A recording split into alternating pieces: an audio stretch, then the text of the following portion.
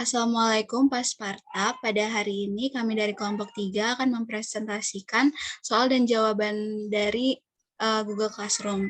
Jadi perkenalkan kami dari kelompok 3, saya Skolastika Nabel. Saya Raffitur Ahmad Kadafi. Saya Fadilatul Maulida Jamrudin. Jadi hari ini kita akan membahas 4 soal dan beserta jawabannya. Yang pertama akan dibahas oleh Vito.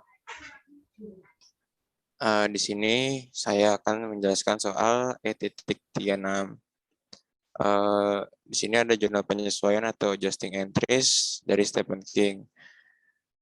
Yang pertama kan di soal itu ada perform service for patient who had dental plan insurance at January 31st. Sebesar itu $750.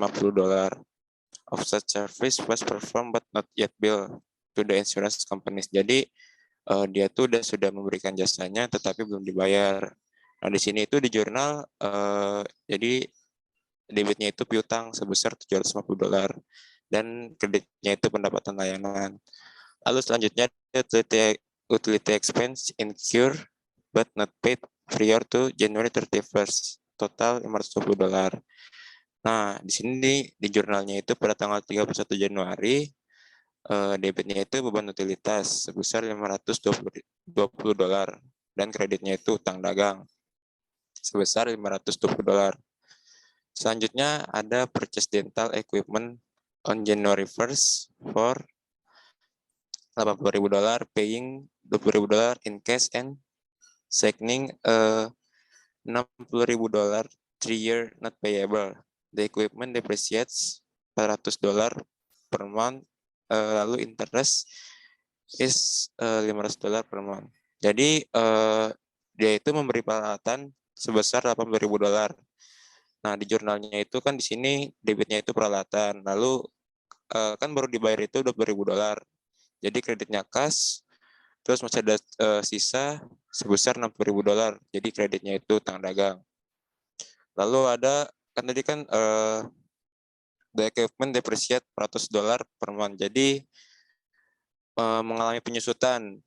Berarti debitnya itu di jurnalnya bukan penyusutan $400. Lalu kreditnya akumulasi depresiasi. Selanjutnya kan interest $500 per month. Debitnya itu beban bunga sebesar $500. Dan utang bunganya itu dikredit sebesar $500. Selanjutnya disoalkan purchase a 1-year malpractice insurance policy on January 1st for $15.000. Jadi dia itu membayar biaya asuransi $15.000. Nah di sini kenapa debitnya 1.250? Karena dibagi 12 atau dibagi 1 tahun. Jadi 15.000 dibagi 12. Debitnya itu biaya asuransi dan kreditnya itu asuransi dibayar di muka. Selanjutnya purchase $1.600 of dental supplies on January 31st. Determine that $400 of supplies were on hand. Jadi dia itu kan membeli perlengkapan atau beli purchase awalnya itu kan 1.600. Kenapa dikurang 400? Kan tadi ada determine $400 supplies were on hand. Jadi 400-nya itu sudah di tangan. Jadi kita tinggal mencari yang sudah terpakainya.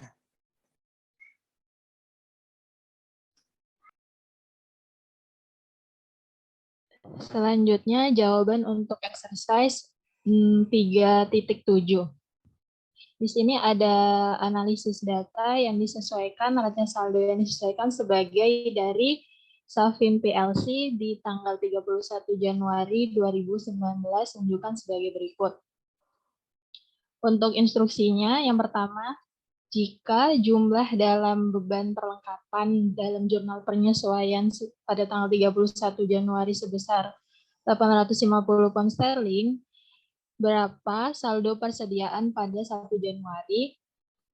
Untuk jawaban yang A, saldo akhir persediaan sebesar 900 ditambah dengan jurnal penyesuaian sebesar 950 Kemudian dikurangi dengan pembelian sebesar 850, sehingga untuk saldo awal persediaan pada tanggal 1 Januari sebesar 1.000.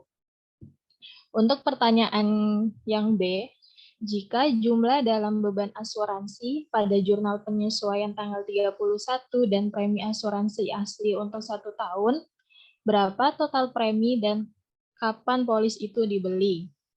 Untuk jawaban yang B, yaitu total asuransi prabayar sebesar 4.800 dikurangi dengan jumlah yang digunakan 2.400, sehingga untuk saldo sekarangnya sebesar 2.400. Untuk pertanyaan yang C, jika 2.700 gaji dan upah dibayarkan pada bulan Januari, berapa saldonya? Untuk yang C, beban gaji dan upah di bagian debit dan hutang gaji dan upah terhadap kas, yaitu beban gaji dan upah sebesar 1.800, untuk hutang gaji dan upah sebesar 900, sehingga untuk di sisi kreditnya, yaitu kas sebesar 2.700. Maka saldo awalnya yaitu perhitungan dari saldo akhir hutang upah gaji sebesar 800 ditambah dengan pengurangan gaji dan upah sebesar 900, sehingga untuk saldo awal hutang gaji dan upah sebesar 1.700. Kemudian untuk jawaban yang D, jika 1.600 diterima pada bulan Januari untuk jasa yang dilakukan pada bulan Januari, berapakah saldo pendapatan jasa ditangguhkan pada 31 Desember 2018? Untuk jawaban yang D, pendapatan layanan sebesar 2.000, kemudian dikurangi dengan penerimaan kas sebesar 1.600, sehingga untuk pendapatan layanan belum diterima sebesar 400. Selanjutnya, untuk perhitungan ending pendapatan belum diterima sebesar 750, kemudian ditambah dengan unearned service revenue sebesar 400, sehingga untuk saldo awal unearned service revenue atau pendapatan jasa ditangguhkan sebesar 1.150. Selanjutnya, saya akan menjelaskan soal P35.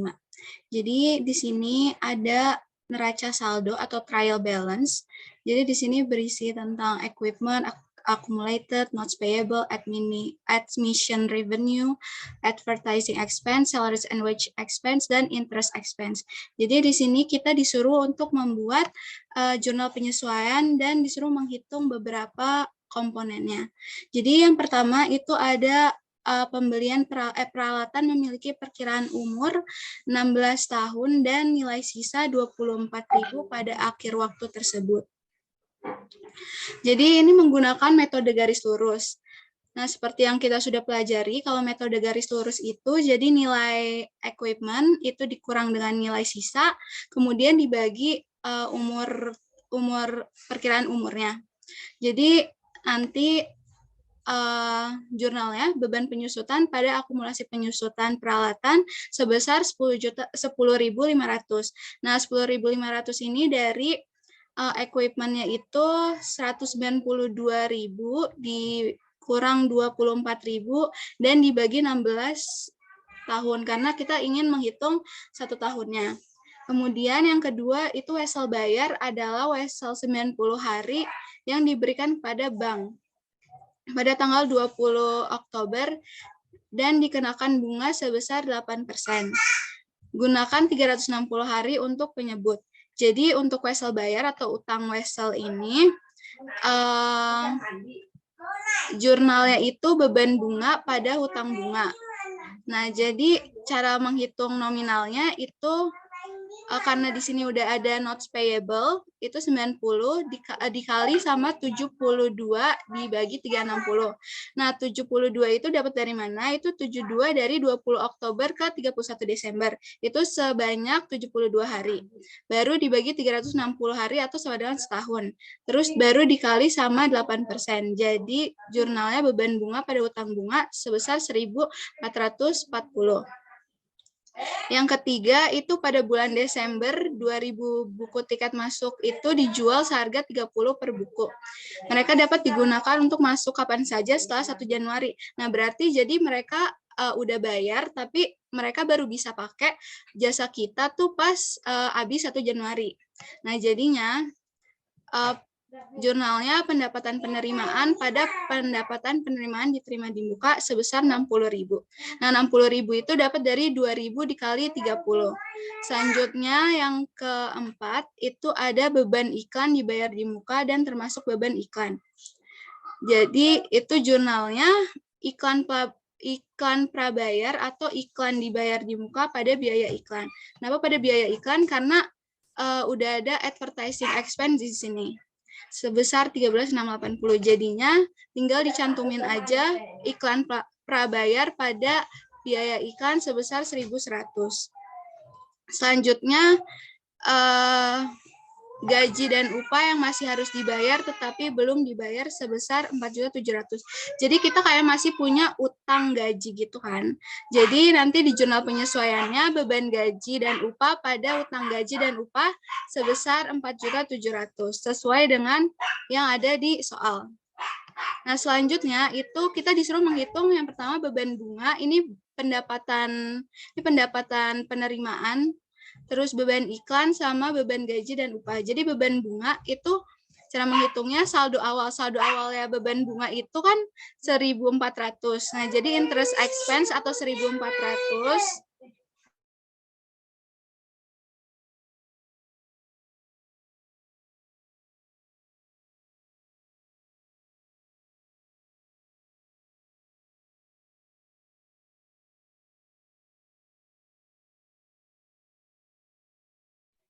Jadi yang pertama itu interest expense 1.400. Karena interest expense itu saldo normalnya di debit, jadi 1.400 ditambah sama beban bunga yaitu 1.440. Terus yang kedua itu pendapatan pembiayaan. Jadi itu cara menghitungnya sama kayak tadi, saldo awalnya dulu. Saldo awalnya ini kan karena pendapatan. Nah, pendapatan itu saldo normalnya itu dikredit kalau misalnya bertambah. Jadi 380 dikurang sama 60 karena ini kan di debit. Nah, kalau misalnya di debit berarti itu berkurang kan. Jadi saldo awal 380 dikurang sama 60. Jadinya 320. Selanjutnya ada beban iklan. Nah, beban iklan itu jadi sama kayak tadi, saldo awalnya dulu sebesar 13.680, kemudian dikurang karena saldo normalnya itu ada di debit, kemudian di jurnal penyesuaian itu ada di kredit. Jadinya saldo normal dikurang sama 1.100, jadinya 12.580. Selanjutnya di beban gaji dan upah yaitu 62.300. 62.300 sama kayak tadi, dari salaries and wage expense itu 57.600 terus ditambah sama 4.700. Selanjutnya saya akan menjelaskan yang P36. Nah, di sini di P36 itu ada neraca saldo. Dan di sini ada soalnya. Jadi yang pertama itu kita disuruh untuk membuat jurnal penyesuaian. Jadi jurnal penyesuaian yang pertama di sini soalnya biaya yang diterima di muka dari klien. Jadi kita udah nerima biaya tapi kita belum menyerahkan jasa kita. Jadinya biaya yang diterima itu pendapatan jasa pada pendapatan layanan yang diterima di muka. Pendapatan layanan yang diterima di muka di kredit karena dia itu masuknya kayak utang gitu loh. Kita masih utang jasa ke klien kita tadi sebesar 6.000. Yang kedua, layanan yang dilakukan untuk klien yang tidak dicatat pada tanggal 31 Desember. Jadi jurnalnya itu piutang dagang pada pendapatan layanan sebesar 4.900. Yang ketiga, itu ada beban piutang tak tertagih untuk tahun ini. Itu jurnalnya beban piutang tak tertagih pada penyisihan piutang yang tak tertagih sebesar 1.430. Sesuai dengan nominal yang ada di soal. Yang keempat, asuransi kadaluarsa selama tahun berjalan sebesar 480. Jadi karena udah kadaluarsa jadinya masuk ke biaya atau beban-beban asuransi pada asuransi dibayar di muka sebesar 480. Yang selanjutnya peralatan disusutkan sama kayak tadi. Jadi jurnalnya itu beban penyusutan pada akumulasi penyusutan peralatan. Nah, cara nyari nominalnya gimana? Karena ini 10% kan. Jadi equipment 25.000 itu dikali sama 10%. Itu buat nyari per tahun. Kan ini kita mau nyarinya per tahun, jadi hasilnya itu 2.500. Selanjutnya yang keenam itu Yorkis Paris memberikan bank uang kertas. Sebenarnya ini bukan uang kertas, tapi lebih ke notes payable ya. Notes payable 90 hari, 10% seharga 7.200.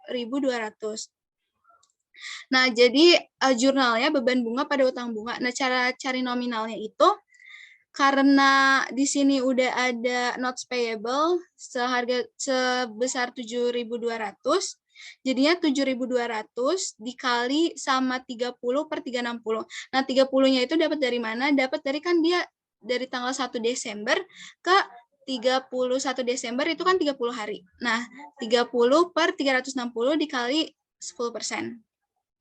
Jadinya hasilnya 60. Nah, selanjutnya itu yang ketujuh ada sewa gedung dan sewa gedung itu 750 per bulan. Sewa untuk tahun 2022 telah dibayarkan. Nah, jadi karena udah dibayar, jadi kita tinggal catat sewa dibayar di muka pada biaya sewa. Sebesar 750 sesuai dengan di soal. Nah, yang ke-8 itu gaji dan upah yang diperoleh tapi belum dibayar. Nah, sama kayak tadi. Jadi jurnalnya beban gaji dan upah pada utang gaji dan upah. Itu sebesar 2.510. Nah, jadi terus habis itu nanti tinggal kita total. Nah, totalnya itu harus balance. Selanjutnya untuk memudahkan, jadinya di sini saya membuat trial balance after AJP atau kayak neraca saldo setelah kita melakukan penyesuaian. Jadi di sini itu jadi kita tinggal nyesuaiin apa yang ada di neraca saldo awal ini dengan yang ada di adjusting entries ini. Jadi yang pertama misalnya kas, karena kas ini nggak ada di catatan adjusting entry atau jurnal penyesuaian ini, jadi kita kan nggak perlu catat apa-apa. Nah, selanjutnya misalnya piutang. Nah, di sini piutang itu ada kan nih, piutang dagang. Sebesar 4.900. Jadi saldo awalnya kan 49.600, karena dia di debit, jadi dia bertambah kan. Jadi ditambah sama 4.900 jadinya 54.500. Nah, begitu seterusnya sampai ke bawah. Dan nanti totalnya ini harus balance juga, harus sama yang kiri dan yang debit dan yang kredit. Selanjutnya di sini kita disuruh juga untuk membuat laporan keuangan. Nah, laporan keuangan yang pertama ada laporan laba rugi. Yang pertama itu kalau di laporan laba rugi itu ada kita pendapatan. Pokoknya di laporan laba rugi itu yang masuk itu akun real. Jadi yang pertama ada pendapatan layanannya, diambilnya dari saldonya itu diambil dari trial balance after AJP atau neraca saldo setelah penyesuaian. Jadi pendapatan jasa itu di sini sebesar 98.900, terus kita masukin di laporan laba rugi. Terus habis itu kita masukin pengeluaran-pengeluarannya yaitu biaya-biaya dan beban, terus mereka ditambah kemudian menghasilkan laba bersih. Jadi laba bersih itu pendapatan layanan dikurang dengan seluruh total biaya. Nah, setelah di laba rugi, kita masuk ke laporan ekuitas pemilik. Nah, laporan ekuitas pemilik ini modal pemilik 1 Januari. Nah, ini 52.010 itu didapat dari mana? Itu didapat dari modal trial balance after AJP ini ditambah sama, jadi di soal itu ada dia itu pakai prepay gitu atau withdrawals itu sebesar 17.000. Jadi ditambah sama 17.000. Selanjutnya itu per bulan ya, itu per bulan. Terus habis itu laba bersih. Terus di sini ada laba bersih. Nah, laba bersih ini diambil dari laba bersih yang tahun ini, yaitu 56.20. Terus ada prive lagi 17.000, terus laba bersih dikurang sama prive. Jadinya menghasilkan 33.620. Jadi 52.010 dikurang 33.620. Jadinya modal pemiliknya itu sebesar 85.630. Selanjutnya di sini ada laporan posisi keuangan. Nah, di laporan posisi keuangan ini, yang masuk ke laporan posisi keuangan ini adalah akun-akun nominal atau akun yang bersifat tetap. Nah, jadi di sini ada aktiva. Aktiva itu dibagi jadi aset lancar dan aset tetap. Nah, aset lancar itu berupa kas, terus piutang, penyisian piutang yang tak tertagih, perlengkapan asuransi dibayar di muka, dan sewa dibayar di muka. Selanjutnya, aset tetap itu peralatan dikurang dengan akumulasi penyusutan. Setelah itu ditambah dan hasilnya 101.400. Selanjutnya di sebelah kanan itu ada kewajiban. Nah, kewajiban ini ada kewajiban lancar dan kewajiban jangka panjang. Jadi kewajiban lancar di sini ada wesel bayar, pendapatan layanan yang belum merupakan pendapatan atau unearned revenue. Selanjutnya hutang bunga dan gaji dan hutang upah. Nah, itu dijumlah semua nanti menghasilkan 15.770. Nah, di ekuitas ini kita pakai modal. Nah, modal ini itu modal bukan dari trial balance after AJP lagi. Jadi pakai modal yang udah dari laporan ekuitas pemilik, yaitu sebesar 85.630. Setelah itu dijumlah dan hasil dari total aset sama jumlah kewajiban plus ekuitas itu harus sama. Sekian penjelasan dari kami. Kurang lebihnya mohon maaf. Wassalamualaikum warahmatullahi wabarakatuh.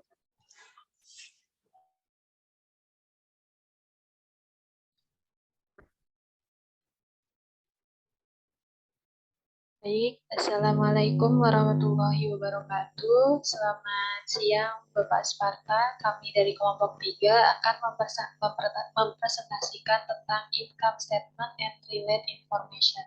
Terdiri dari anggota yang pertama, Scholastika Anabel, Rafito Rahmat Kadafi, dan saya sendiri Fadilatul Maulida Jamrudin.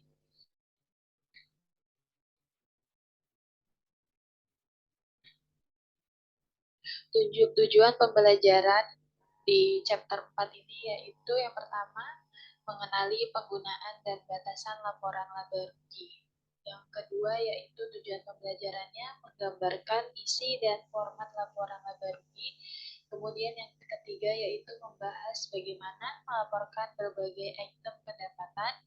Yang keempat yaitu menjelaskan pelaporan perubahan dan kesalahan akuntansi. Dan yang kelima yaitu menggambarkan laporan ekuitas terkait.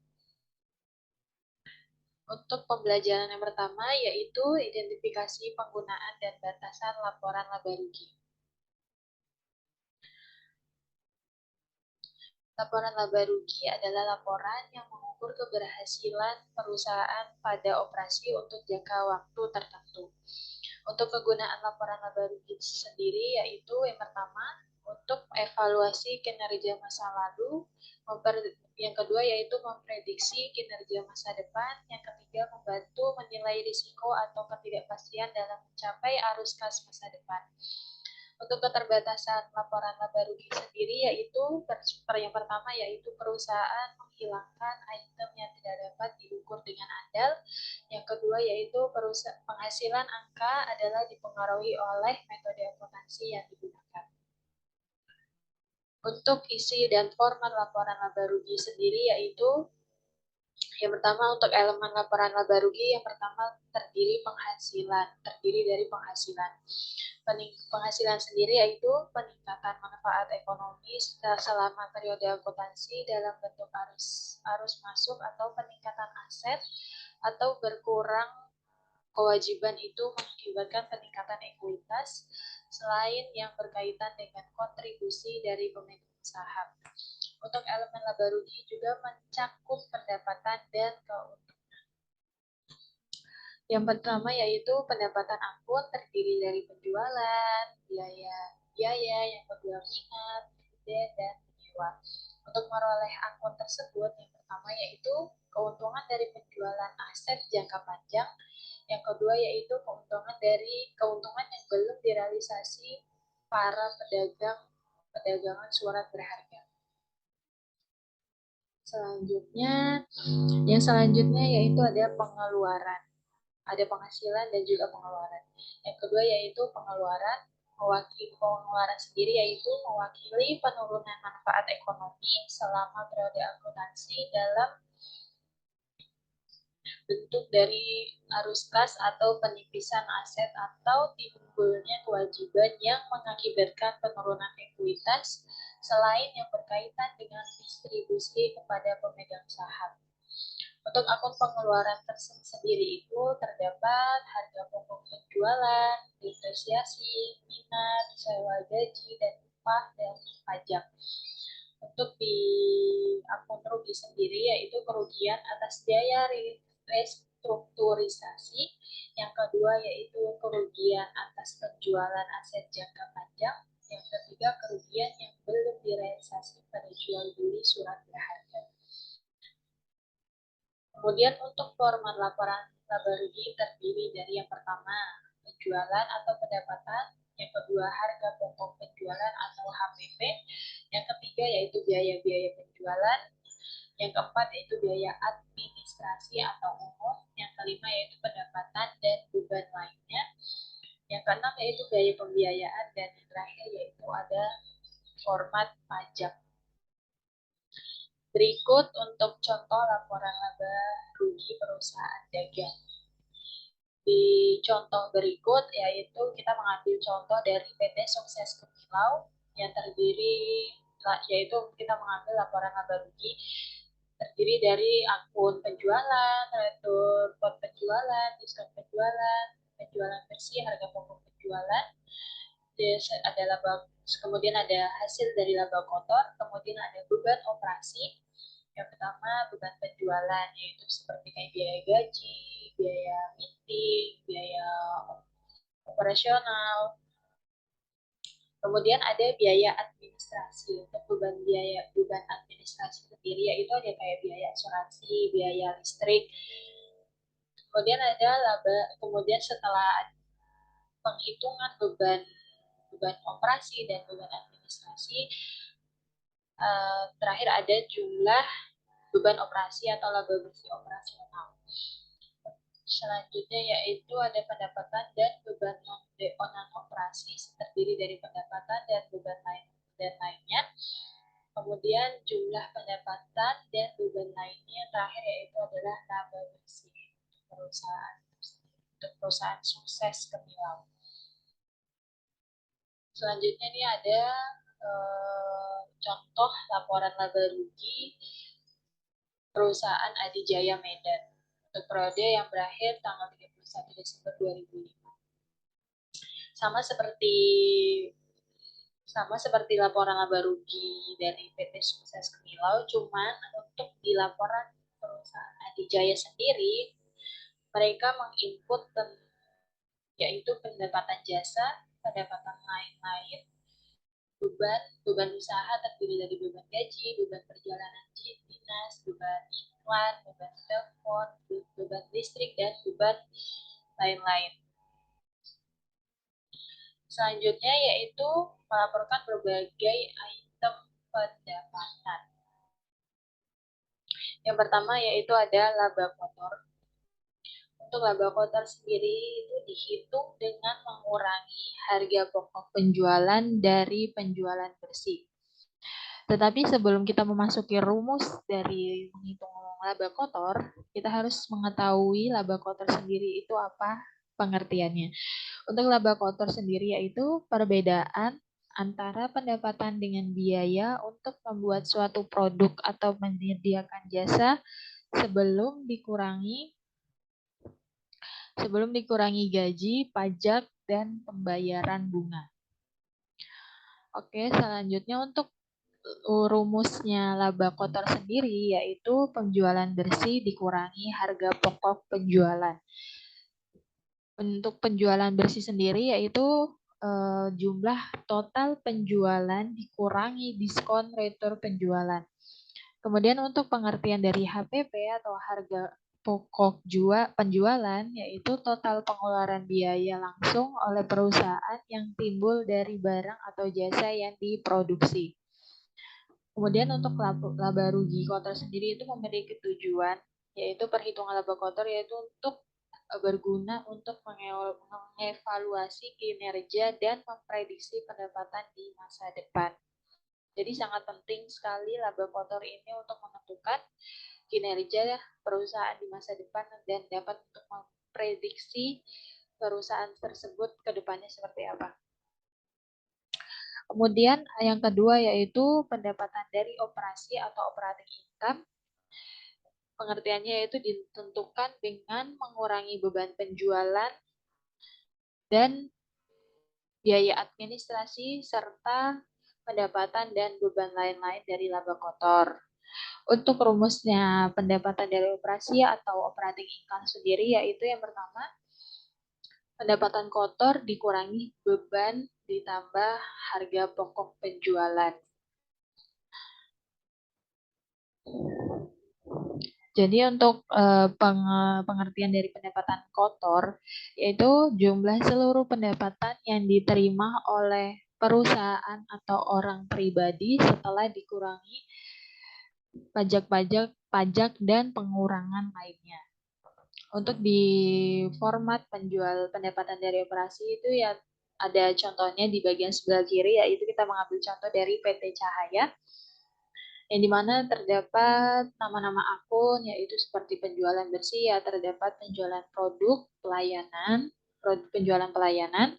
Untuk di sisi biaya penjualan terdapat produk dan layanan. Untuk di biaya operasional terdiri dari biaya pemasaran, penelitian, dan biaya gaji karyawan. Dan yang terakhir yaitu pendapatan operasi, sehingga mendapatkan dari semua nama akun-akun yang ada di contoh ini menghasilkan pendapatan dari operasi atau operating income. Kemudian yaitu ada klasifikasi biaya. Ilustrasi yang kita ambil dari perusahaan Telaris Corporation melakukan jasa audit, pajak, dan konsultasi. Ini memiliki pendapatan dan biaya berikut.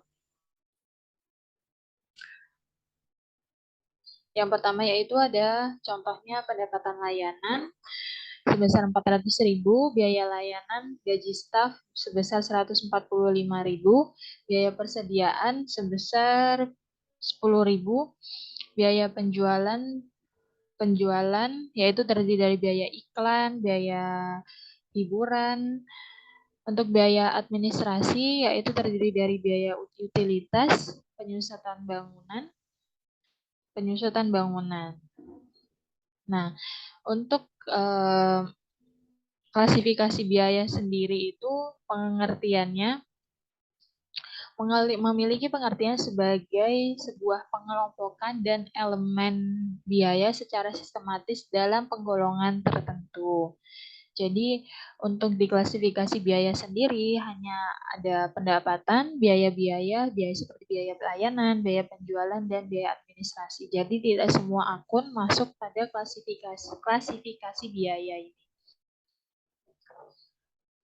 Selanjutnya yaitu ada pendekatan nature of expense. Jadi udah jelas ya untuk pendekatan nature of expense berarti pendekatan untuk di sisi beban atau biaya.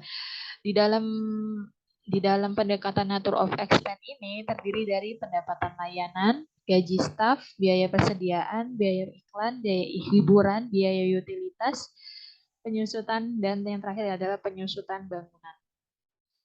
Untuk pengertiannya sendiri, pendekatan nature of expense yaitu entitas mengklasifikasikan beban sesuai dengan fungsi sebagai bagian dari biaya penjualan atau sebagai contoh biaya aktivitas distribusi atau administratif.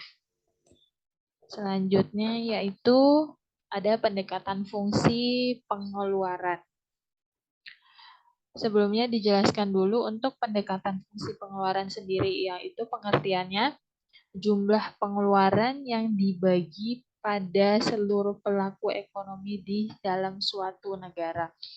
Jadi untuk lebih singkatnya atau lebih jelasnya, pendekatan fungsi pengeluaran sendiri yaitu untuk menghitung jumlah pengeluaran perusahaan itu berapa banyak dan kemudian akan dibagi atau untuk diinformasikan ke pihak investor atau bagaimana biar kelihatan pengeluaran perusahaan tersebut lebih besar atau lebih kecil. Jadi untuk nama akun dari pendekatan fungsi pengeluaran tersebut terdapat pendapatan layanan, kemudian dikurangi dengan biaya layanan, kemudian ada biaya dikurangi biaya penjualan dan biaya administrasi. Untuk keuntungan dan kerugian, menurut IASB memberi arahan pada perusahaan harus melaporkan kedua posisi, yaitu yang pertama pendapatan dan beban, yang kedua yaitu pendapatan dan beban lainnya sebagai bagian dari pendapatan dari operasi. Untuk item tambahan yang mungkin perlu diungkapkan yaitu kerugian penurunan nilai persediaan ke nilai realisasi bersih atau aset tetap ke jumlah yang dapat diperoleh kembali, serta pembalikan penurunan nilai tersebut. Yang kedua yaitu kerugian restrukturisasi kegiatan dan pembalikan setiap penyisihan biaya restrukturisasi. Yang ketiga yaitu keuntungan atau kerugian pelepasan item properti pabrik seperti pabrik dan peralatan atau investasi. Yang keempat yaitu penyelesaian litigasi. Yang kelima yaitu pembalikan kewajiban lainnya. Baik, untuk penjelasan selanjutnya akan dijelaskan oleh Scholastica Anabel atau Abel. Terima kasih.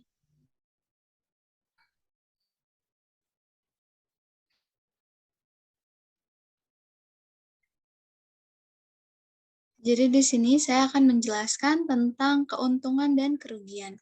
Jadi dalam keuntungan dan kerugian itu menunjukkan item tambahan yang mungkin memerlukan pengungkapan pada laba rugi. Nah, itu untuk apa sih? Untuk membantu pengguna memprediksi jumlah, waktu, dan ketidakpastian arus kas di masa depan. Nah, contoh item tambahannya itu yang pertama ada kerugian penurunan nilai persediaan.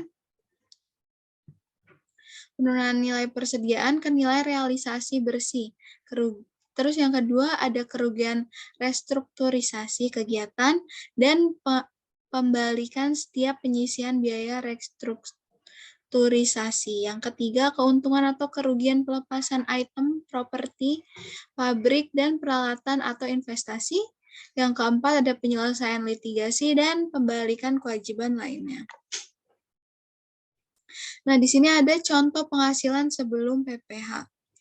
Nah, jadi biasanya terdapat penghasilan atau pendapatan dari bunga pinjaman. Nah, ini bisa dilihat dari di bawah laba usaha ini. Ini kan ada pendapatan atau beban lainnya. Itu ada pendapatan bunga dan pendapatan dividen. Nah, biasanya itu pendapatan bunga harus dilaporkan sebagai bagian dari pendapatan dan beban lain-lain. Nah, di sini sudah terlihat jelas contohnya. Selanjutnya saya akan menjelaskan tentang laba bersih. Jadi apa itu laba bersih? Nah, laba bersih itu merupakan pendapatan setelah semua pendapatan dan beban di periode tersebut dihitung. Nah, hal ini dipandang oleh banyak orang sebagai ukuran paling penting dari keberhasilan atau kegagalan perusahaan untuk jangka waktu tertentu.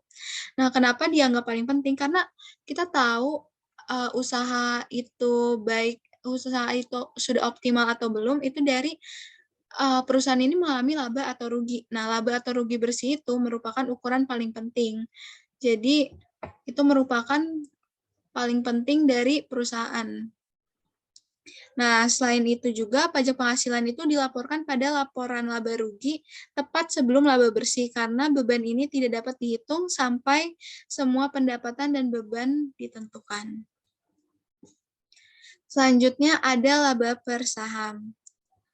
Nah, laba per saham ini jadi sebuah perusahaan itu biasanya meringkas hasil operasinya itu kan dalam laba bersih tadi. Nah, sekarang tuh ada juga yang namanya laba per saham. Nah, ini tuh lebih kayak lebih signifikan dan lebih ringkas gitu, juga lebih kayak tersaring semua. Jadi indikator bisnis itu jadi kelihatan lebih signifikan. Nah, perhitungan laba per saham itu biasanya juga lebih mudah. Jadi di sini ada perhitungannya yaitu laba bersih dikurang dividen preferen dibagi rata-rata tertimbang dari saham luar biasa atau saham biasa yang beredar. Selanjutnya di sini ada contoh soal. Di sini ada contoh soal. Lancer Inc. itu melaporkan laba bersih sebesar 350, menyatakan dan membayar dividen preferen sebesar 50 untuk tahun ini. Jumlah rata-rata tertimbang saham biasa yang beredar selama tahun tersebut ada 100.000 lembar. Berapa IPS-nya? IPS itu earning per share ya. Jadi bahasa Inggrisnya dari laba per saham. Nah, jadi sesuai sama rumus yang ini tadi, laba bersih dikurang dividen preferen, berarti laba bersihnya berapa? 350. Dikurang dividen preferennya 50. Dibagi sama saham beredarnya itu 100.000 lembar. Nah, jadi dibagi menghasilkan IPS-nya itu $3.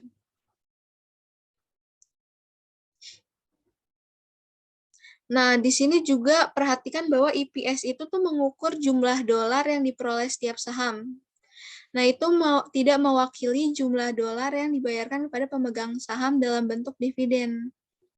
Laporan tahunan kepada pemegang saham biasanya menggunakan rasio laba bersih per saham atau laba per saham. Karena pentingnya perusahaan harus mengungkapkan laba per saham itu di laporan laba rugi. Jadi, perusahaan itu juga harus mengungkapkan laba per saham tuh di laporan laba rugi. Selanjutnya di sini ada operasi yang dihentikan. Nah, jadi operasi yang dihentikan itu seperti yang telah dibahas sebelumnya. Ini merupakan salah satu jenis dari item yang tidak biasa dari operasi yang dihentikan. Nah, komponen entitas yang telah dilepaskan atau diklasifikasikan sebagai dimiliki untuk dijual dan mewakili lini bisnis utama atau wilayah geografis operasi, atau merupakan bagian dari rencana tunggal yang terkoordinasi untuk melepaskan lini bisnis utama atau area geografis operasi, atau adalah anak perusahaan yang diakuisisi secara eksklusif dengan maksud untuk dijual kembali.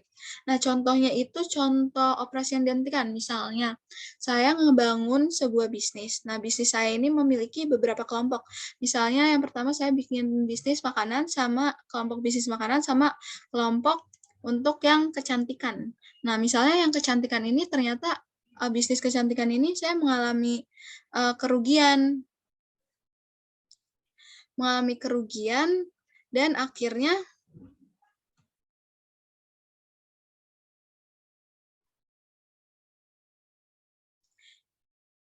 sebentar. Nah, jadi bisnis saya ini ternyata mengalami kerugian. Nah, karena kerugian itu saya ngejual bisnis saya ini. Jadi saya ngejual bisnis saya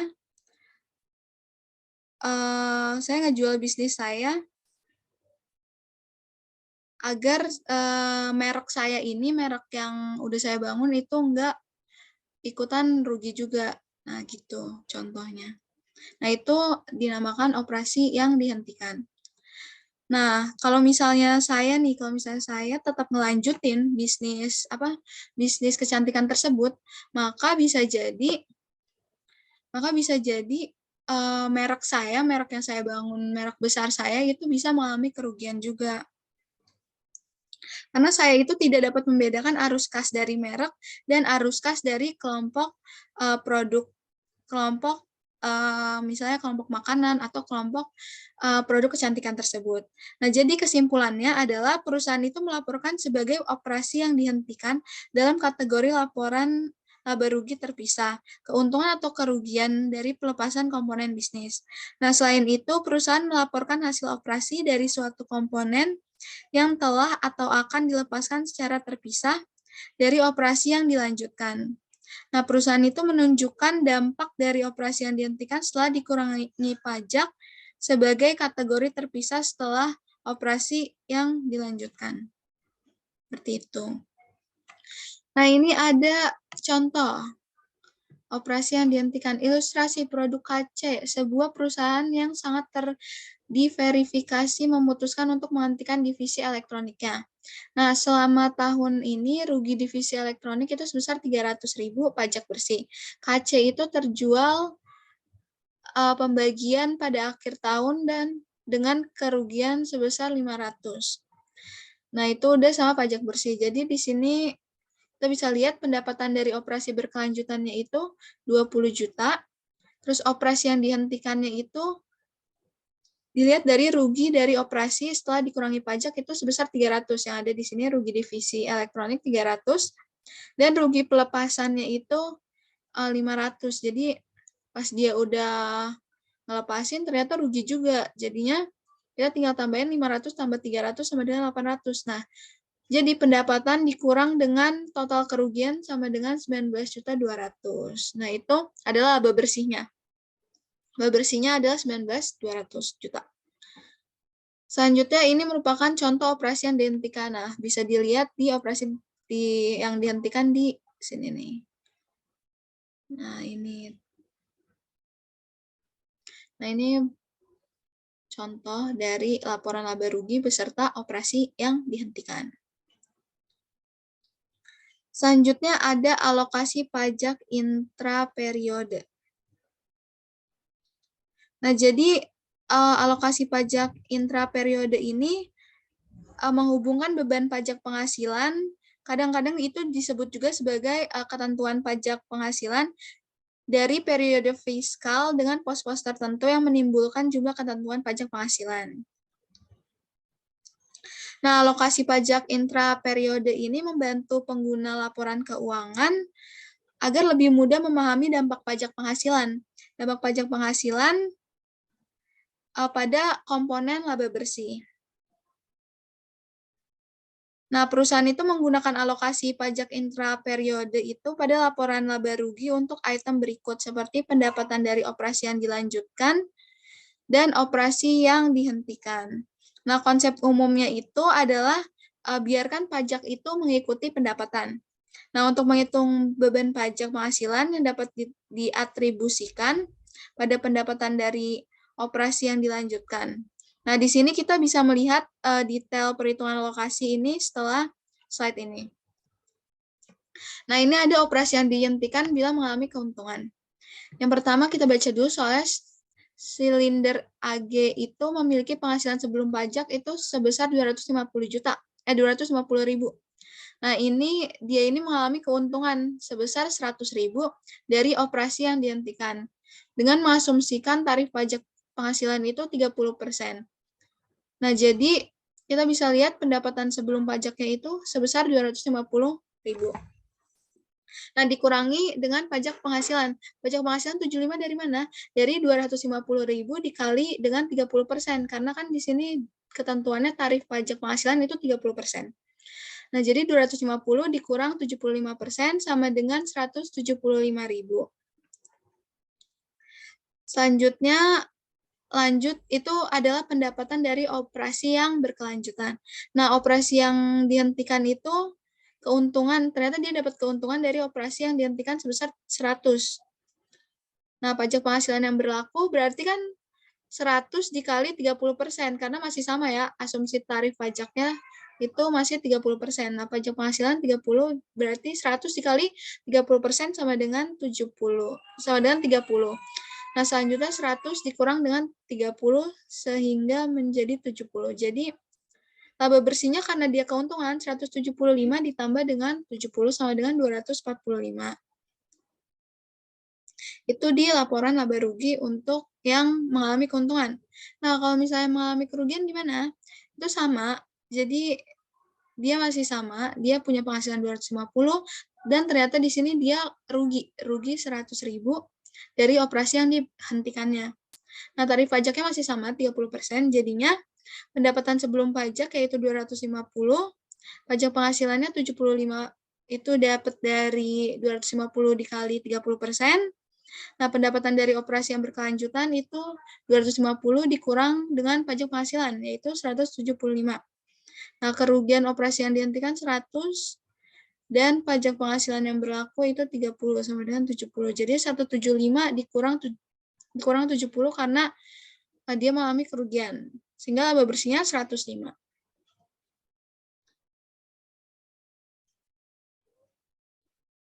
Selanjutnya di sini ada alokasi untuk kepentingan non-pengendali.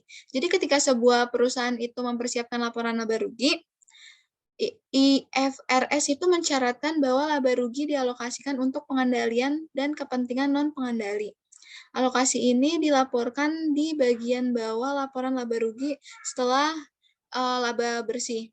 Misalnya laba bersih sebesar 165. Nah, alokasi untuk kepentingan itu bisa dilaporkan di bawahnya. Jadi pemegang saham, misalnya nama sahamnya Bokhong. Jadi 120, kepentingan non pengendalinya 44. Nah, misalnya perusahaan ini, perusahaan namanya Siemens, itu memiliki kepentingan substansial di perusahaan lain. Nah, Siemens ini umumnya mengkonsolidasikan hasil keuangan perusahaan-perusahaan ini ke dalam laporan keuangan sendiri. Nah, dalam hal ini, Siemens ini disebut sebagai induk, dan perusahaan lain itu disebut sebagai anak perusahaan. Kepentingan non-pengendali itu adalah bagian dari ekuitas atau aktiva bersih pada anak perusahaan yang tidak dapat diatribusikan kepada perusahaan induk. Nah, selanjutnya di sini ada latihan dari briefing exercise 4 strip 3. Jadi di sini kita disuruh untuk menentukan beberapa komponen. Yang pertama, di sini kita disuruh mencari pendapatan dan beban lainnya. Jadi di sini diketahui pendapatannya 800, dan yang kita masukkan adalah pendapatan dari operasi sebesar 220, dan juga beban dan administrasi. Nah, itu jadi 800 dikurang 220 dikurang 500 sehingga menjadi 80 euro. Selanjutnya kita disuruh mencari biaya pembiayaan. Nah, itu kita hanya membutuhkan komponen dari pendapatan dari operasi sebesar 220 dan dikurang dengan penghasilan sebelum pajak sebesar 200, itu dikurang ya, karena penghasilan sebelum pajak. Jadinya kita dapat 20.000. Selanjutnya kita menghitung pajak penghasilan. Nah, pajak penghasilan ini, komponen pajak penghasilan ini ada pendapatan dari operasi yang dilanjutkan dan penghasilan sebelum pajak penghasilan. Itu jadi hasilnya 100. Selanjutnya lagi ada operasi yang dihentikan. Nah, komponen dari operasi yang dihentikan itu pendapatan dari operasi yang dilanjutkan dikurang dengan pendapatan bersih, sehingga jadi minus 10.000. Ada penghasilan komprehensif lainnya, itu komponennya ada penghasilan komprehensif sebesar 120 dikurang dengan pendapatan bersih 90. Jadinya penghasilan komprehensif lainnya itu sebesar 30.000. Nah, di sini ada ringkasan dari komponen-komponen laba rugi. Yang pertama, penjualan dan pendapatan layanan. Nah, pendapatan yang timbul itu merupakan pendapatan yang timbul dari aktivitas biasa perusahaan. Nah, contohnya itu kayak penjualan, pendapatan jasa, atau pendapatan layanan, itu merupakan penjualan dan pendapatan layanan. Nah, penempatannya itu di laba rugi itu di mana? Di bagian penjualan atau pendapatan. Jadi biasanya itu, kan kalau di laba rugi itu pendapatan tuh selalu di atas. Nah, biasanya mereka di atas. Ya, di paling atas. Nah, selanjutnya ada HPP. Nah, HPP itu merupakan beban yang timbul dari biaya persediaan yang dijual atau jasa yang diberikan. Nah, contohnya itu di perusahaan dagang itu HPP, di perusahaan jasa itu biaya jasa. Biasanya di perusahaan jasa itu jarang ya. Jadi biasanya di perusahaan dagang, biasanya langsung kelihatan HPP gitu. Itu juga yang ngebedain perusahaan jasa sama perusahaan dagang. Kalau misalnya perusahaan dagang itu ada HPP-nya pasti. Nah, untuk penempatannya itu dikurangi dari penjualan. Jadi setelah kita tahu penjualan di sini, itu pasti nanti akan dikurangi dengan HPP. Jadi setelah ada penjualan, baru di bawahnya HPP. Dikurangi untuk mendapatkan laba kotor. Selanjutnya ada biaya penjualan dan administrasi. Nah, itu merupakan beban yang timbul dari aktivitas biasa perusahaan. Contohnya gaji penjualan, freight out, sewa, penyusutan, utilitas. Pokoknya kayak beban sewa, pokoknya beban-beban itu termasuk ke biaya penjualan dan administrasi. Nah, penempatannya di mana? Habis laba rugi, habis kita mendapat laba rugi. Nah, itu nanti kita kurangi dengan biaya atau beban-beban tersebut. Selanjutnya ada pendapatan dan beban lainnya. Itu merupakan keuntungan dan kerugian serta pendapatan dan beban tambahan lainnya. Nah, contohnya itu keuntungan penjualan aset berumur panjang, kerugian penurunan nilai pada aset tidak berwujud, pendapatan investasi, pendapatan dividen, kerugian pendapatan dividen, dan bunga. Nah, penempatannya itu di mana? Penempatannya itu sebagai bagian dari pendapatan dari operasi. Nah, biasanya itu ada di bawah biaya dan pokoknya ada di bawah biaya dan biaya penjualan dan administrasi. Jadi habis kita totalin biaya dan penjualan administrasi, itu biasanya kita juga bisa langsung menghitung pendapatan dan beban lainnya. Jadi di bawah dari biaya penjualan dan administrasi. Selanjutnya ada biaya pembiayaan, yaitu memisahkan biaya pembiayaan dan biaya operasional. Contohnya itu beban bunga. Nah, penempatan di laba ruginya itu dilaporkan di bagian terpisah antara pendapatan dari operasi dan pendapatan sebelum pajak. Jadi bisa di antara pendapatan dari operasi dan pendapatan sebelum pajak. Selanjutnya ada pajak penghasilan. Itu merupakan retribusi yang dikenakan oleh badan-badan pemerintah atas dasar pendapatan. Nah, pajak penghasilan ini contohnya pajak yang dihitung atas penghasilan sebelum pajak penghasilan. Nah, biasa itu dilaporkan di bagian terpisah sebelum pajak penghasilan dari laba bersih. Jadi, kalau misalnya laba bersih, misalnya kita udah ngitung laba bersih dari beban-beban yang tadi kita udah hitung. Nah, itu masih laba bersih sebelum pajak. Jadi, kalau misalnya pajak penghasilan, misalnya udah dapat laba bersih yang udah dikurangi sama pendapatan dan beban, nah itu nanti dikurangi lagi dengan PPh ini. Jadi nanti laba bersih. Jadi nanti laba bersih sebelum pajak dikurang terus itu di bawahnya pajak penghasilan, jadi laba bersih setelah pajak. Seperti itu. Selanjutnya ada laba per saham. Nah, itu adalah harus dilaporkan di muka laporan laba rugi. Nah, laba bersih itu contohnya itu laba bersih dikurangi dividen preferen dibagi rata-rata. Nah, itu cara mencarinya.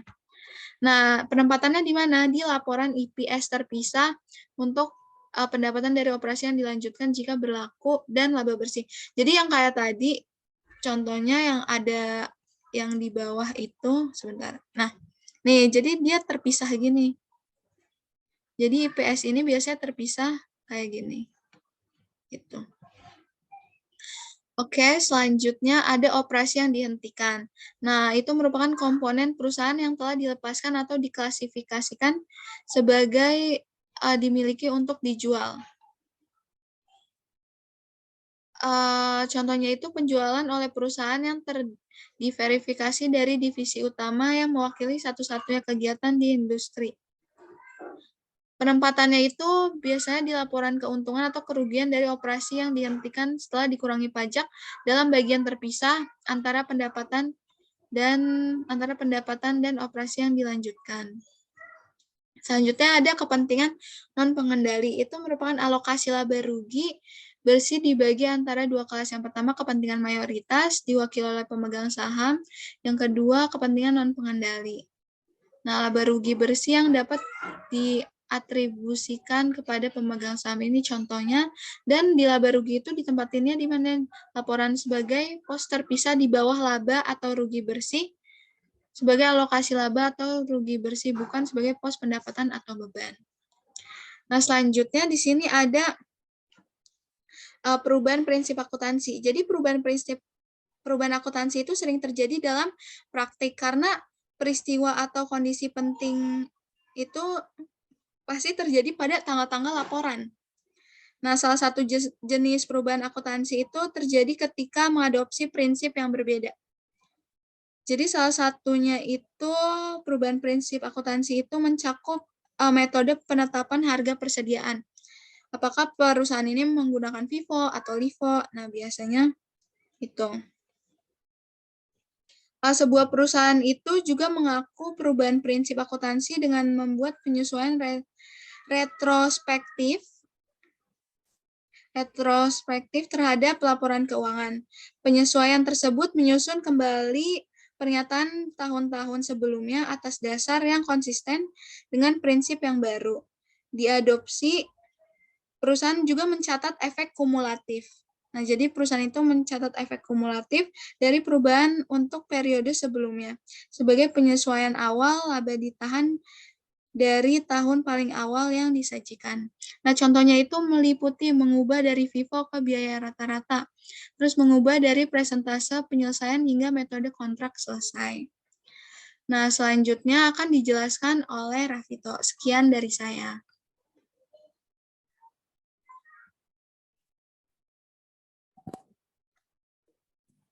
Assalamualaikum warahmatullahi wabarakatuh. Nama saya Raffi Rahmat Kadafi dari kelompok 3.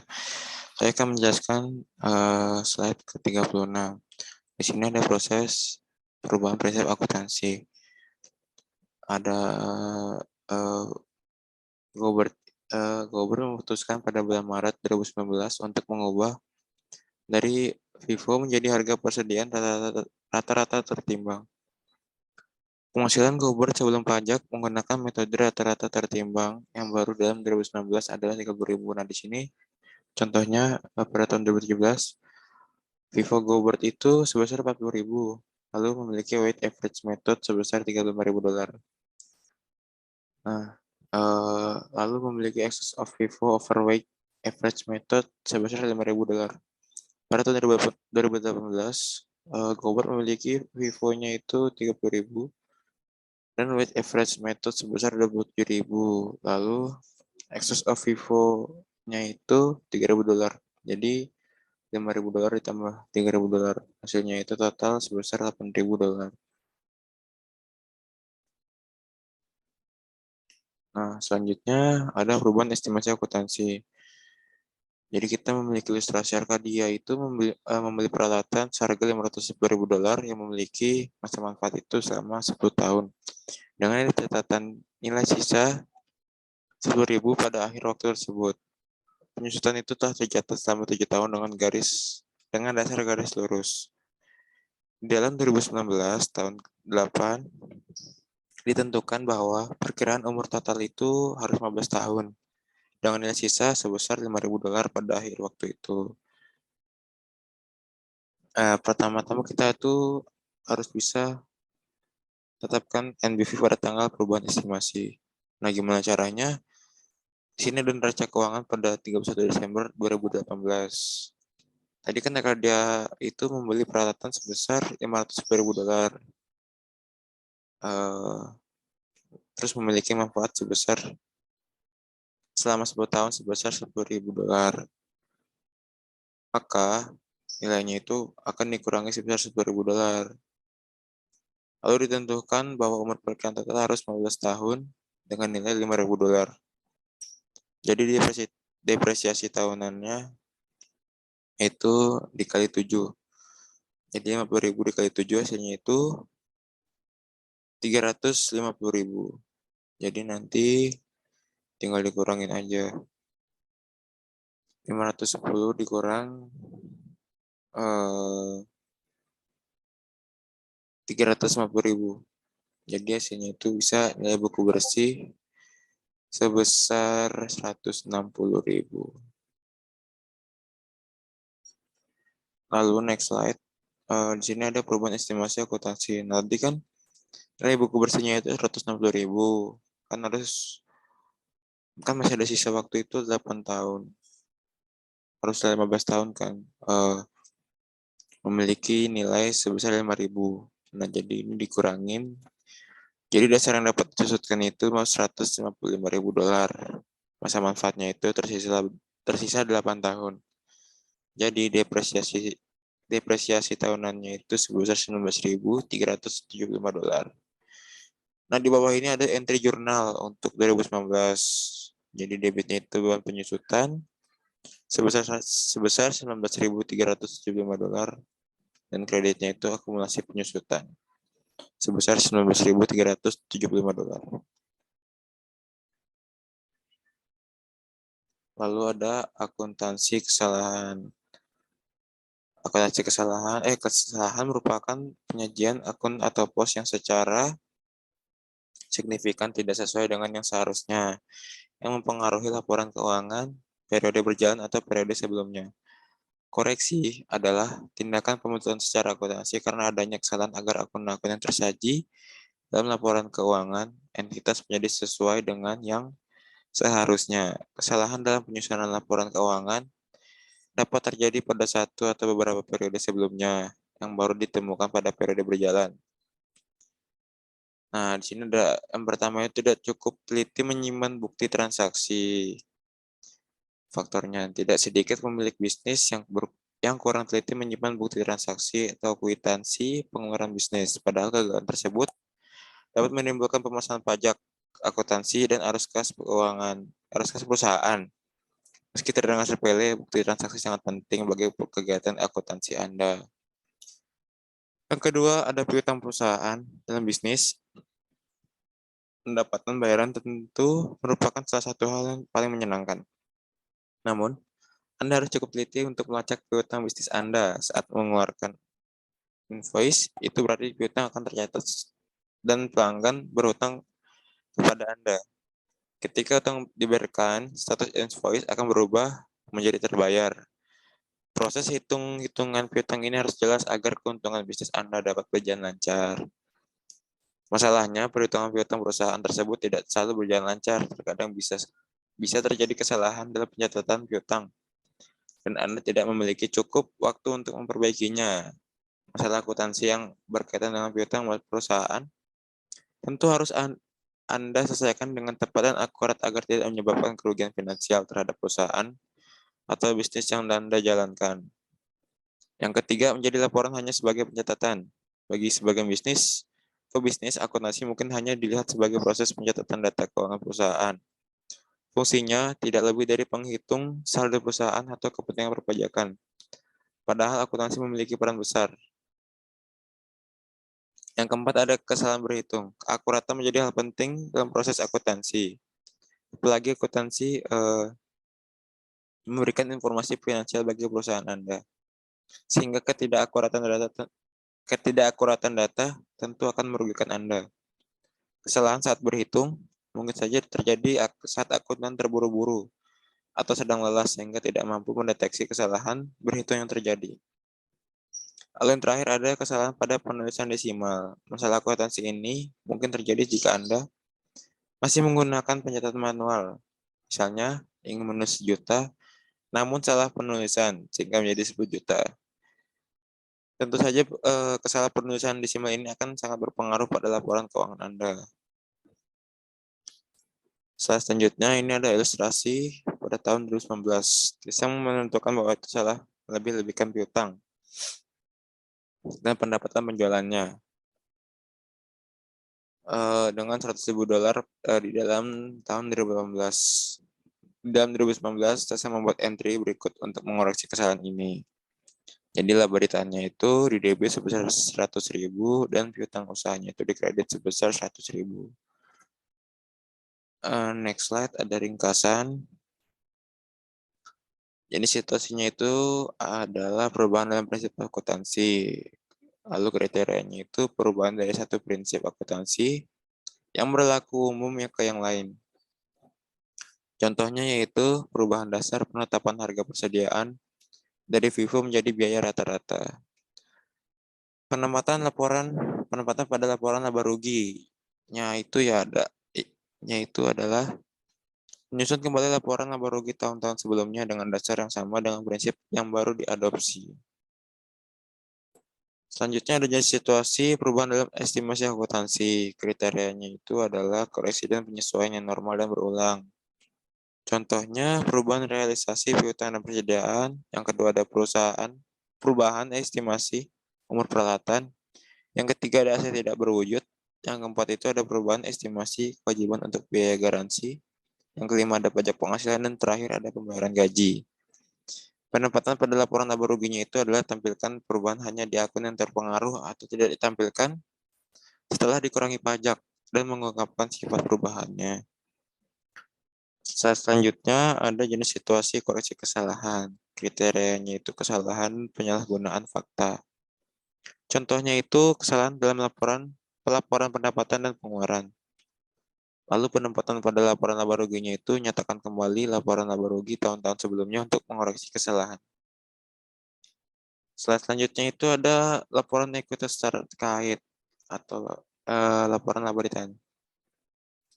Di sini itu laporan laba ditahan dapat meningkatkan batas pemasukan.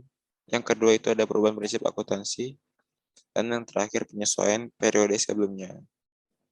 Dan dapat mengurangi kerugian bersih. Yang kedua ada dividen. Yang ketiga ada perubahan prinsip akuntansi. Dan yang keempat penyesuaian periode sebelumnya. Jadi yang dinamakan dengan laba ditahan sendiri memiliki pengertian sebagai sebuah laba kotor dari sebuah bisnis atau perusahaan, di mana laba ini sendiri belum diperhitungkan untuk dibagi ke berbagai sektor yang berhak menerima dana seperti pemegang saham atau investor. Laba ini sendiri memegang keuntungan besar dari perusahaan yang masih belum dibagikan sehingga populer dengan tambahan ditahan atau tertahan. Fungsi dari laba ditahan yang pertama itu dapat menjadi sumber dana cadangan bagi pebisnis atau perusahaan. Laba yang dibagi atau dikelola langsung jika akhirnya ditahan maka bisa menjadi dana cadangan bagi perusahaan terkait dengan catatan para pemilik saham atau pekerja mengetahui arah penahanan laba yang ada.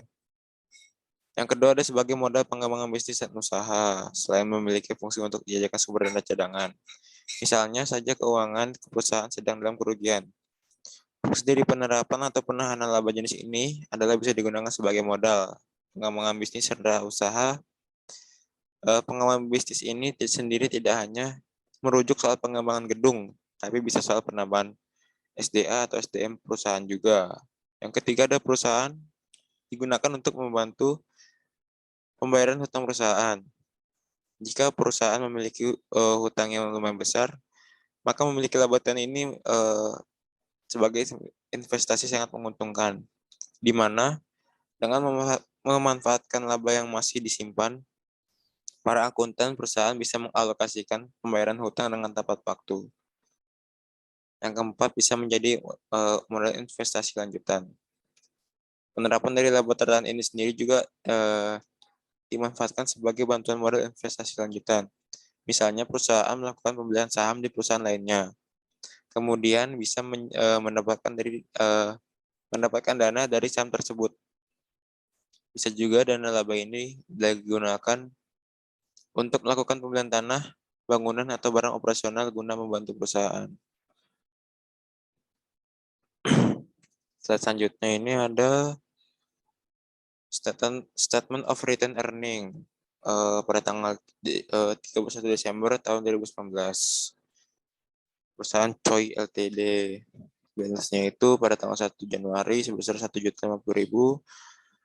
Lalu mempunyai net income sebesar 360.000 dan dividen sebesar 300.000. Jadi net income ditambah balance itu lalu dikurang dividen, hasilnya itu 1.110.000. Selanjutnya adalah laporan laba ditahan. Pembatasan laba ditahan diungkapkan yang pertama itu dalam catatan. Yang pertama itu dalam catatan atas laporan keuangan, lalu yang kedua ada sebagai laba ditahan yang disediakan. Laba ditahan dapat digunakan untuk pengembangan usaha atau ekspansi bisnis. Yang kedua ada pembayaran hutang, seperti yang saya dijelaskan tadi. Lalu yang ketiga ada membiayai kegiatan operasional. Pembatasan laba ditahan bisa digunakan dengan dua metode, yaitu membuat jurnal yang berfungsi batasan laba ditahan. Jumlah laba ditahan memiliki dua rekening, yaitu yang pertama rekening laba ditahan bebas, dan yang kedua itu ada dana ditahan yang dibatasi. Lalu metode yang kedua tidak membuat jurnal dari pembatasan laba ditahan. Transaksi-transaksi yang mempengaruhi laba ditahan atau retained earning adalah yang pertama pembagian dividen, yang kedua laba rugi bersih operasi, lalu yang terakhir ada koreksi pembukuan atas laba rugi tahun-tahun yang lalu. Nah, next slide. Laporan ekuitas terkait pendapatan komprehensif. Semua perubahan ekuitas selama suatu periode kecuali yang dihasilkan dari investasi oleh pemilik dan distribusi kepada pemilik. Itu termasuk yang pertama ada semua pendapatan dan keuntungan, beban dan kerugian yang dilaporkan dalam laba bersih. Lalu yang kedua, semua keuntungan dan kerugian yang melewati laba bersih tetapi mempengaruhi ekuitas. Next slide. Di sini ada pendapatan komprehensif. Perusahaan harus menampilkan komponen komprehensif lain dengan salah satu dari dua cara ya. Cara yang pertama itu ada pernyataan kontinu tunggal atau pendekatan satu pernyataan. Lalu yang kedua ada dua laporan laba rugi bersih dan penghasilan komprehensif lain yang terpisah namun berurutan atau dua pernyataan mendekati. Selanjutnya itu ada pendekatan satu pernyataan. Keuntungannya itu tidak memerlukan pembuatan laporan keuangan baru. Lalu ada kerugiannya yaitu laba bersih terkubur sebagai subtotal pada pernyataan. Di sini ada contoh dari pendekatan satu pernyataan. Perusahaan Gilspa Statement of Comprehensive Income pada tanggal 31 Desember tahun 2019 itu memiliki sales revenue sebesar 800.000 dan COGS atau cost of goods sold sebesar 600.000. Jadi sales revenue-nya itu dikurangi COGS menghasilkan gross profit sebesar 200.000. Lalu ada operating expense sebesar 90.000 menghasilkan net income sebesar 110.000. Lalu ada other comprehensive income unrealized holding gain net of tax sebesar 30.000. Jadi tambah menghasilkan comprehensive income sebesar 140.000. Di sini ada laporan ekuitas terkait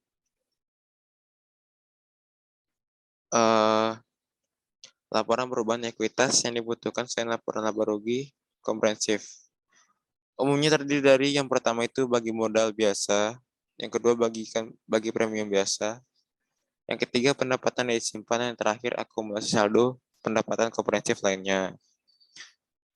Melaporkan perubahan dalam setiap akun ekuitas dan total ekuitas untuk periode tersebut, termasuk yang pertama itu ada akumulasi komprehensif pendapatan untuk periode tersebut, yang kedua itu ada kontribusi atau penerbitan saham dan distribusi atau dividen kepada pemilik. Lalu yang terakhir itu ada rekonsiliasi jumlah tercatat setiap komponen ekuitas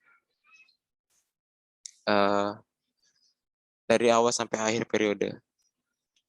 Nah, di sini ada laporan perubahan ekuitas Gilspa Statement of Change and Equity. Nah, di sini ada beginning balance, totalnya yaitu $410.000. Lalu memiliki return earnings 50.000 dan accumulated other comprehensive income. Lalu memiliki dividen 110, lalu memiliki return earning-nya itu 110.000. Nah, ini other comprehensive income unrealized holding gain net of tax yaitu 30.000.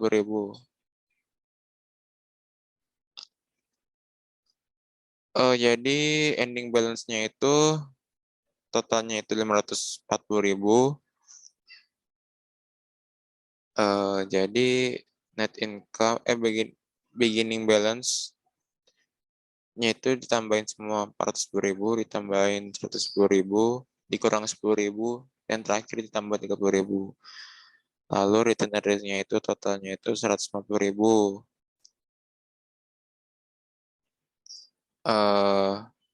beginning balance ditambah net income ditambah dividen. Jadi kurang dividen.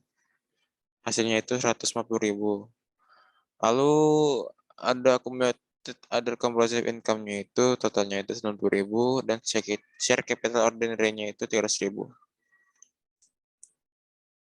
Lalu laporan selanjutnya adalah laporan perubahan ekuitas. Terlepas dari format yang ditampilkan, Figel melaporkan akumulasi pendapatan komprehensif lainnya dari 90.000 pada bagian ekuitas laporan posisi keuangan sebagai berikut.